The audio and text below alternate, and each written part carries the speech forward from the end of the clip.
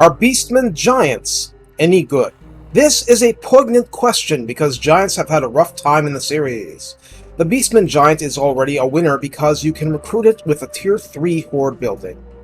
It's not competing with tier 5 building monsters. You get it earlier and uglier. So, is it a big enough deal for you to recruit? Please like, subscribe, comment, and consider donating to my Ko-fi page. You're certainly commenting lately, and I warmly thank you for it. The Mossy variant of Giant weighs in at 6,500 mass and 12,620 HP at Ultra, with armor of 50.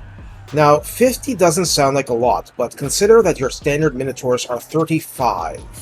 Missile resistance is 15 by default, which matters because Giants are traditional arrow magnets, for better or worse. Leadership is 100, but it's not unbreakable. It just takes a lot to break one. Speed is 39, and while that doesn't sound like a lot, it's also much faster than Chaos Warriors jogging into battle in full armor. Melee attack is 65 right out of the forest, which begins to show what kind of raw power this unit has, at least in 2023. Attack interval is 4, which is far from slow.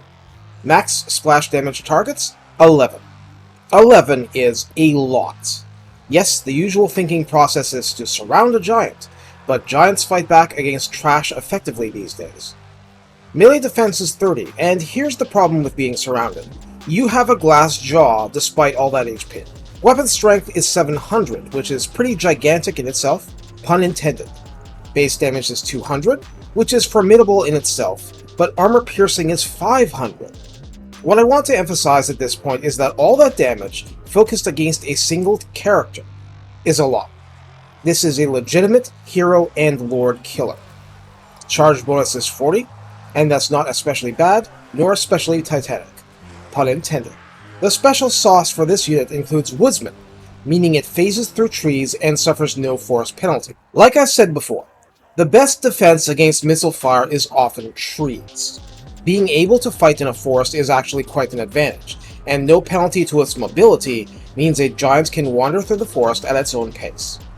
Note that the giant cannot hide, which makes sense. Since most everything else can, the giant is your natural lure. Giants inflict fear and terror, which shouldn't be a surprise. They are the slobbering monsters in the house. Finally, giants have Wall Breaker, which means that they can huff and puff and club your walls down. It's like a skullcracker made of flesh and hate. You know, instead of metal and hate. To get this out of the way right now, the way you use a giant in battle has very little to do with the giant itself. It's all about using your other tools to put the giant in a position to succeed. What's the biggest short-term threat to a giant? Missile damage, especially single-target artillery like Empire cannons. Well, you have a roster filled with tools, some of them flying, to disrupt, tie down, and annihilate artillery, archers, crossbowmen, handgunners, all the usual anti-giant toolkit. You need to use all of it aggressively. Once it's giant versus blob, with at least some of your own infantry or whatever helping out, the giant is fine. You can leave him alone, and he'll do his thing. Same in a siege. As long as you don't get him destroyed like a siege tower, he'll break down walls and get into combat inside the walls, and good luck stopping him then. We finally get a unit making use of the freakish mutations Lord Redlawn's skill. This brings you a maximum of +4 melee attack and +9% weapon strength. I double-checked that's the state of the game at this moment. Bestial Butchers is shared with Minotaurs, which at unit rank 7 brings us an extra 15% missile resistance for a total of 30%, +5 melee attack, and +12% weapon strength. The point being, you already started with 65 melee attack and 700 weapon strength. Increases to either are highly impactful. Pun intended.